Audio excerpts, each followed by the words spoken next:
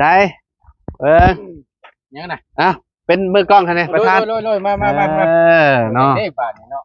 เพิ่มใส่ผู้เห็นมีอย่างอ้าวพี่น้องเอ้ยเนาะโอ้กินปิ้งไก่แล้วนี่พี่น้องเอ้ยเนาะ2 โตได้นี่พี่น้องเอ้ยเนาะโตปักใหญ่เลยเนาะแล้วได้กินสมใจแล้วบัดนี้เนาะน้องก็เว้าเลยกินมีจะกินไก่เนาะ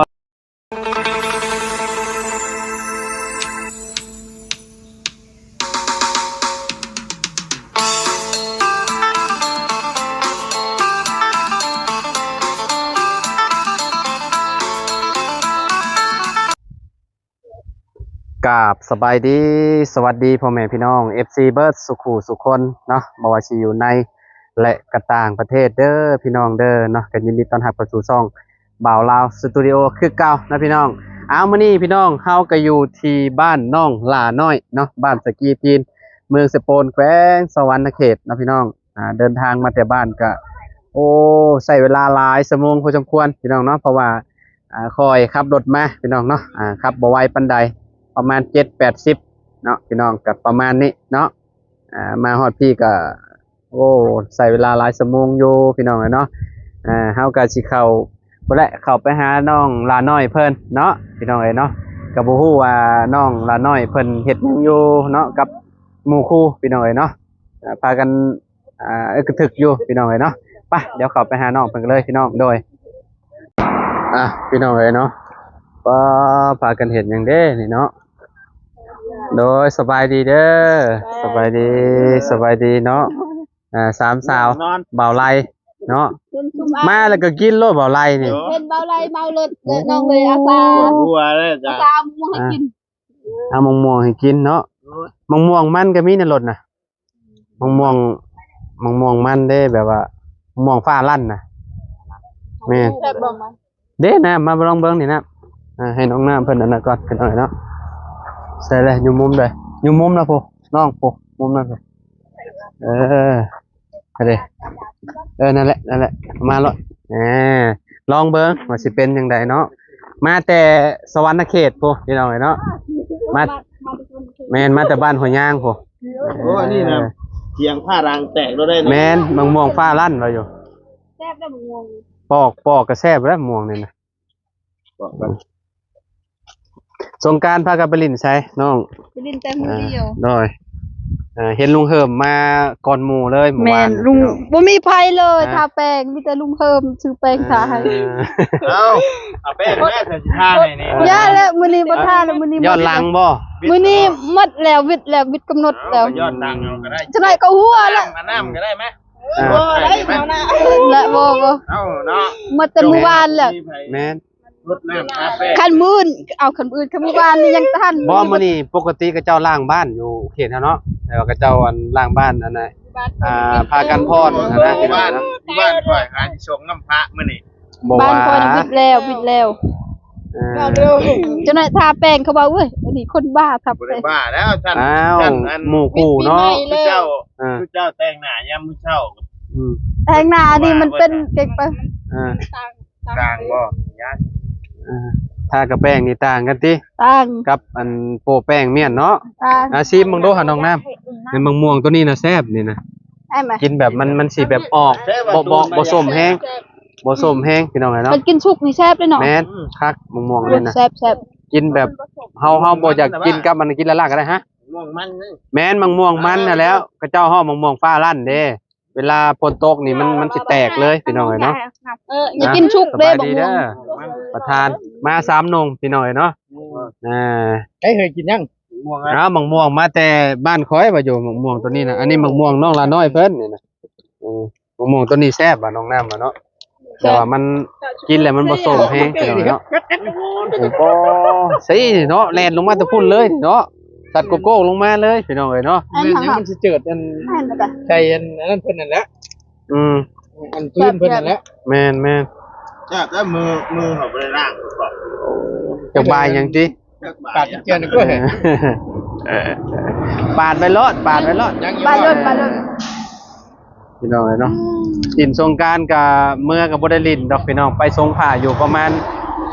มื้อเดียวค่อยนะ เห็นหมู่คู่เพิ่นไปหดน้ำหดในก็บ่ได้ไปนํเพิ่น ชุมน้องกับมือเดียว อืม ไปกับน้องน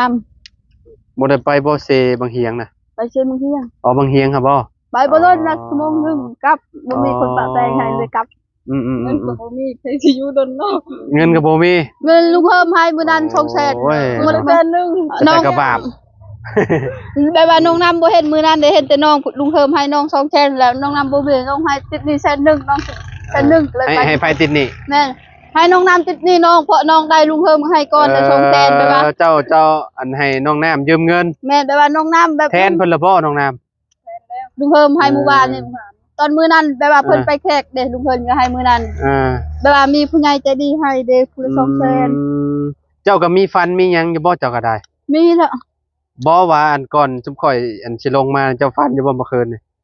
เพิ่น แม่น เฮาพันนั่นนั่น ฟันแบบใด เฮาพันว่ามีคน2คนไล่จับเฮาไปตามทางนี่เขาจับเฮาไล่จับ จับก็เจ้าเฮ็ดหยังบัดน่ะ บ่ได้เฮ็ดหยังเขาจับเฮาเขาจะฆ่าทิ่ม เขาจะฆ่าทิ่ม แม่นเขาจะฆ่าทิ่มเฮาฟัน บ่ว่า อีนี่เฮาฟัน คิดว่าสิฟันดีซะดอก ฟันที่หยัง เจ้าพันหน้าจะกลายเป็นดี แม่น เฮาฟัน แม่น เฮาจนย่านเฮาจน แม่น ย่าน แหละฟันลายจะกลายเป็นดีแม่นแหละเป็นความเบาไล่เว้า สาธุ อืม ย่าน มัน นี่ พันดีกลายเป็นห้างก็มีเด้อเนาะ แม่น ดี มี แล้ว 2คนไล่จับ โอ้ เฮ้ยย่านเด้ หน้าตาแบบไรเป็นโจรเนี่ยบ่ หน้าตาแม่นคนบ้าคือคนบ้าเลยเขามันมุดเป็นหมดมียาเลยเขาเล่าใส่น้องน้ำฟังพี่นิ้วเป็นตาย่านแฮง น้องน้ำเราคนลูกเลย แม่น เสียหน่อยเนาะฝนตกแห้งบ่ทางนี่ บ่ได้ตก บ่ได้ตกบ่ แม่นบ่ได้ตก อ๋อเขตแถวบ้านเฮาเนาะบางหมู่บ้านน่ะแล้วว่าเพิ่นจับอึ่งก็ถึกพี่น้องเนาะ บ้านน้องนี่บ่มีคนอื่น บ้านเฮามือเป็นบ้านสาม แม่น โย บ่ โยจาดไปไหนเลย อันน่ะแม่นวันที่13นั่นแหละอยู่บ้านอยู่บ้านรักษา15ตกแล้วก็บ้านซอกวางน่ะตกแฮงพี่น้องเนาะแบบมันแซ่บได้มะม่วงนี่นะ อยากกินหมดเด้ เอามาให้ทีมงานกินพี่น้องเนาะเอากินซะเพชร มื้อหน้าอีกสิแกงหน่อไม้ให้ทีมงานกินหนึ่งแกงไปให้ลุงเพิ่มให้ทีมงานมื้ออื่นบ่มีหน่อไม้ เอากันนะแหละ มีเงินสิหาโลซื้อจะทำ แซ่บดีมันผสมนิดหน่อยแล้วกลายเป็น เกลือกินง่ายกินอันเนี้ยได้เม็ดอับๆตุ้ยดาวกระบาย เมื่อวานนี่น้องน้ำกับมาแล้วนี่บ่ มา มา เมื่อวานนี้ลุงเพิ่มค่ะ ตัวเห็น อดำดิ ตัวเห็นลุงเฮิมมันน่ะป้าแป้งอันพอตู้อาเลียบ่ แม่ พอตู้อาเลียกับเมีย ป้าแป้งชุมน้องพร้อมชุมน้องป้าเอ็นเราชื่อแป้งมา ครับพี่น้องเนาะครับ แซ่บหลายไหนเดี๋ยวอาจารย์มีหน่อยจะได้ แกงง่วงพี่น้องเนาะ ใช่แล้ว คือเราไม่ได้กิน ยังไงก็เบิดแล้ววะ มันบ่ จากนั้น เจ้าให้บ่ โม นั่นเลยว่าเพราะแล้วว่าให้จะดอกบอกย้ำได้กับเบิดว่าน้องน้ำบ่ทันบ่ ไปก็กล้าจับต่อนะคนละบัดนี้ก็เริ่มกินแซ่บกล้าจับต่อแล้วครับบัดนี้ มะม่วงค่อยนี่ค่อยบ่ออกแล้ว ขายบ่อโอ้ยจะมามันก็อ๋อ เพราะว่ามะม่วงนี่แซ่บหลาย โมเมนต์บ่ฮอกคันมาปอกนี่ก็เบิดที่เจ้า แม่นมัน มาปีหน้าซื้อหลายๆเด้อ บ่ได้ชื่อได้อันนี้เนี่ยมาแต่บ้านข่อยได้นี่นะแต่ว่าอยู่บ้านข่อยปลูกลายได้น้องน้ำน้องม่วงนี่นะ เพื่อนเจ้าคือว่าไปบ่มีว่าแบบ บ๊อบมะม่วงนี่เจ้ามาปลูกเฉพาะสาน้องละ บ่แม่นตัวแบบนั้นน่ะบ่นั่นตั้งบ่นี่เลยเครื่อง อ๋อบ่แม่นตัวนั้นน่ะข่อยว่าบ่แม่นคนละข่อยยันมะม่วงน้ำว้าตัวนั้นน่ะของเจ้าน่ะยันแบบว่าออกส้ม มีบ่นั่นน่ะลายนี่น่ะดกอีหลี ๆแบบนี้ได้ บ้านน้องเขาเอิ้นว่าเหาะระบอกจำ ฮะ แต่ก้าว เหาะระบอกจำรูนายลู แต่ก้าวเนาะที่อันเนาะมาละน้อยเนาะในใช่ เงียบเลยไม่จ้าสิ มัน มึงละทำงี้ยังกูจ้าเด้เนาะ ไปจะไป บ่เข้าใจเลยบัดนี้มึนตึ๊บข่อยจะพากันเว้าหยังแปลโดบัดนี้ น้องน้ำบอกน้องพันม่วงตัวนั้นน้องน้ำบอกว่าแม่น เออ ก้าวเด้ ไป บ่คะแนนจะพูดก็เอามาลองมึงติมากินล เล อย งเบิ่ง ก็ใหญ่เลยตั้งนี่ตาม่วงให้ได้ในดูซอยเลยพี่ยิงเก่ง ไม่จ้าป่ะให้เป็นรายการเรา มาจ้ามื้อหน้าก่อน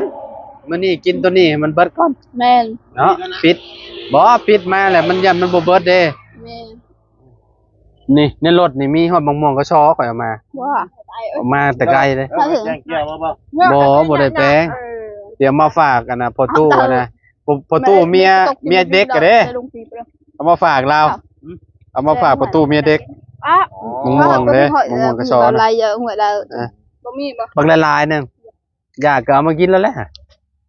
กินบ่มันส้มจังหน่อยน้องน้ำเข้าห้องน้ำบ่ทัน ห้องน้ำยังบ่มีห้องน้ำจะให้เพิ่นกินลาย แม่น ห้องน้ำเพิ่นก็ยังบ่มี แม่น ได้เอ้ยน่ะ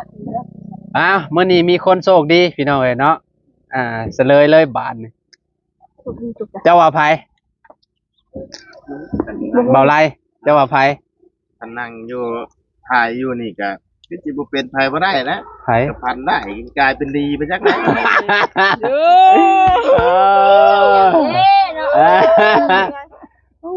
เดินทางมาแต่ไกลเลยเด้อวันนี้นะพี่น้องเอ้ยเนาะ ก็เนาะเฮ็ดตกกันม่วง แนวแซ่บๆให้น้องทายเบิ่งดู3คนทายเบิ่งดูมันคืออีหยังเอา ไก่ชโน โอ้ น้องอยากกินปิ้งไก่ชโนน้องอยากกินปิ้งไก่ชโนบ่เคย ไป กิน เซโน ยังบ่เคยกินปิ้งไก่ชโน บ่เคยอีหลีบ่ บ่เคยเลย น้องยังจมใส่น้องน้ำเลย น้องน้ำได้กิน2-3เทื่อแล้วจักเนาะ น้องยังพันได้กิน แต่ว่าเจ้ายังบ่เคยเทื่อเนาะ ยังเคย โอ้พี่น้องเอ้ยเนาะเอาถือว่าโชคดีแล้วสามมื้อนี้นะจัดไปเลย จัดให้น้องหลานน้อยไปเลยมื้อนี้2โต ว้าว ปักใหญ่พี่น้องเอ้ยเนาะโต130,000 เซฟดิ อ้า ชีพ ย บ่แซ่บ ยังบ่ซิมแม่ก็ว่าบ่แซ่บ บ่แซ่บ ถามเลยสเปนบ่แซ่บ น้องน้องหลานน้อยพี่น้องเอ้ยเนาะใส่ยังน่ะอ้าวเป็นมือกล้องคั่นนี่ประธาน โรยมาเนาะ นี่บาทนี่เนาะ เพิ่มใส่ยังบ่เห็นมีหยัง มีแต่กระเป๋า มีแต่กระเป๋าโอ้ยได้บ่ครับอ้าวพี่น้องเอ้ยเนาะโอ้ กินปิ้งไก่แล้ว นี่พี่น้องเอ้ยเนาะ2โตได้นี่พี่น้องเอ้ยเนาะโตบักใหญ่เลย โด เนาะ แล้ว ได้กินสมใจแล้วบัดนี้เนาะ น้องก็ว่าเริ่มกินนี่จะกินใจ โดยเดี๋ยวจะขอบใจเพิ่นตำลังมีอีกใดบ่ได้เบิดเท่านั้นใด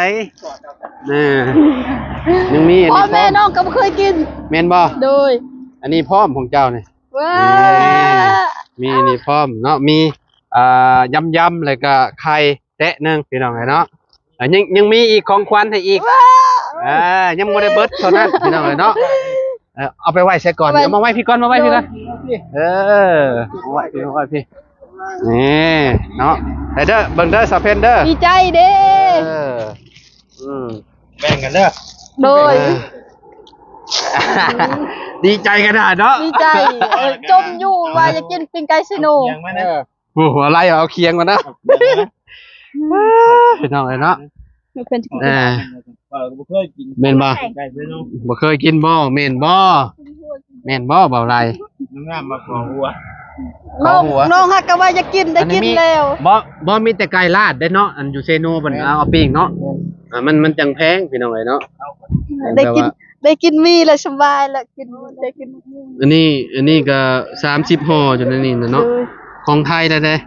แซ่บรีมีนี่ มียำนี่ มี แต่ว่า ทั้งมีแล้วก็ไข่ แม่นมันลดน้ำข้นแล้วก็ใส่อันนี้เข้าไปนี่ โดย ใส่กับไข่เข้าไปพี่น้องเอ้ยเนาะ โดย เพิ่นฟันลายได้ ว่า เอ้าฟันว่าเขาเจ้าสิมาจับบ่ แม่นมี2คนเขาสิมาฆ่าทิมน้อง เอ้าแม่นแหละเนาะ นี่น้องพันนี่น้องที่รถไปอยู่พุ่นน่ะเขาสิไล่จับ ก็พันอยู่ได้นี่เนาะ ฟัน แดงพันอีกก็ เนาะพอฟันอยู่ได้พี่น้องเอ้ยเนาะคันว่าฟันแบบอันนั้นน่ะฟันคิ้วอันนี้น่ะซื้อเลขลบบาทเนาะ แต่เสียงนี่เนาะ ดีใจแหละยิ้มตลอดเลยนี่ ยิ้มมันแก้วแห้งไงยิ้มมันเป็นเนาะ ทั้งนั้นก็รักแล้วพูดทั้งนั้น โอ้เบาไร อยากลองเลยทันทีใดเนาะ ปิ้งไก่เซโน ปิ้งไก่เซโนแล้วก็ยำแล้วก็อันนี้ไข่ ดีใจแล้ว พี่น้องเนาะ อันนี้ก็ดีใจอันนี้ก็ดีใจหมดได้แล้ว อืม ให้แม่ มือหนาก่อนสิให้มือนี้ยังให้บ่ออก เบิดนี้ก็260,000บ่ได้พี่น้องเนาะ2ตัวนี่เนาะ ว่ามี อัน ตั้ นี้ ง ก็ แก้วพร้อม ตัวนี้120,000ตัวนี้60โอ้เบิดหลายเติบ อ่า พี่น้องเนาะ แต่แซ่บอัน อ๋อ นี้ มีแต่ปอใหญ่นี่เนาะ เขาเบิ่ง กินเต็มที่โลดน้องหลานน้อยบ่แรงนี่เนาะ นอนรับพันดีแล้วจะหน่อยได้กินแล้ว พี่น้องเนาะใช่บ่ใช่ ไป เด้อ เซโนได้กินปิ้งไก่แต่น้อง บ่ไป ไปบ่ฮอด ไปบ่ฮอดก็ได้กินเนาะพี่น้องเนาะประมาณนี้เนาะอันนี้ก็เป็นของผู้ใหญ่เพิ่นนั่นแหละเพิ่นอยู่ทางต่างประเทศเพิ่นเบิ่งคลิปเจ้าแล้วเพิ่นว่าน้องเพิ่นแบบว่าน่าฮักพี่น้องเนาะแบบแบบคือช่วยเหลือพ่อตู้อาเหลี่ยหั่นนะเนาะคือแบบทางออกเนาะพี่น้องเราบ่มีทางออกซุมน้องเพิ่นก็ให้ออกหั่นนะแต่ว่าครอบครัวเพิ่นใจดีพี่น้องเนาะผู้ใหญ่เพิ่นเห็นเพิ่นก็เลยโอ้ยเนาะให้เงินน้องหลานน้อยก่อนนะซื้อปิ้งไก่ให้เพิ่นก่อนนะเพิ่นว่าเนาะโอ้เพิ่นก็ดีหลายแล้วพี่น้อง ใจ เนาะ ยิ้มตลอด เงินที่เหลือแล้วนี่น้ำอ้ายนี่เบิ่งยังเหลือเท่าใดได้เนาะ ว้าว โอ้ คือเนี่ยไรเนี่ย ปอโซจักแหนบเด้นี่เบิ่ง โมเมนต์ไปตัวไหนเห็นบ่ ใช่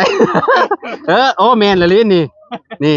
พัดหนึ่ง โอ้ย ใบนี้น้องก็ดีใจดีใจ ดีใจบ่เนาะเป็นเงินเนาะ อีหยังที่เป็นเงินน้องดีใจ เพราะว่าหาบ่ได้เนาะน้องเนาะ แม่น 5,000กีบนี่แบบว่ามื้อหนึงก็ยัง เอา บ่ได้ ดับ เลย ซื่อๆนี่ เออ บ่มีไผสิให้ดอกพันหนึงก็บ่มีไผสิให้ โอ้บอกความจริงเนาะ คันเฮาบ่ได้ไปเฮ็ดเวียกไผ นับ สิไป นั ให้ บเบิ่งดูมีเท่าไหร่ตัวนี้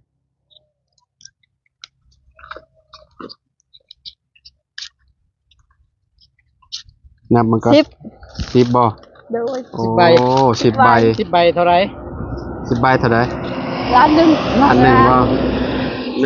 2 3 4 5 66แสนตัวนี้1 2 3 3 4 5 6 อ้า โอ้1,600,000กับ60,000เนาะ โดย โอ้จนสิ้นพี่น้อง ขอบใจคุณยาย โดย ใจโดยที่ อ่ะ ที่ให้เงินน้องแล้วก็ ให้ซื้อปิ้งไก่มาให้กับมีแล้วกับไข่ ได้ ขอให้อยู่ดีมีแห้งขอให้สุขภาพแข็งแรงไปทางใดขอให้มีแต่เงินมีแต่ทองขอให้ร่ำรวยกว่าเก่าเด้อขอให้อายุมั่นขวัญยืนสาธุ โอ้ยสาธุอันนี้เพิ่นก็บ่ได้ประสงค์ออกนามพี่น้องเนาะแม่อยู่ทางต่างประเทศพุ่นแหละพี่น้องเพิ่นก็ฝากเงินมา$100พี่น้องเอ้ยเนาะเฮาก็ซื้อปิ้งไก่แล้วก็ซื้อยำๆมาให้น้องละน้อยเพิ่นแล้วก็อันไข่พี่น้องเอ้ยเนาะเพิ่นให้เฮาเป็นสะพานบุญให้เพิ่นเนาะจะได้ก็ขอบคุณหลายๆเด้อแม่เด้อเนาะก็ขอให้สมเจ้าอยู่ดีมีแรงเนาะน้องหลานน้อยเนาะ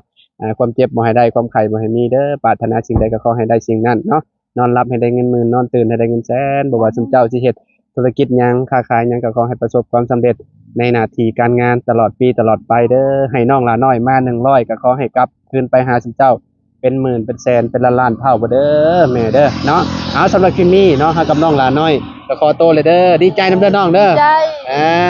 พี่น้องเลยเนาะไปเลยเด้อพี่น้องเด้อเอาสบายดีขอบคุณ FC ทุกคนเด้อพี่น้องฝากกดไลค์กดแชร์หน่อยเด้อบ๊ายบาย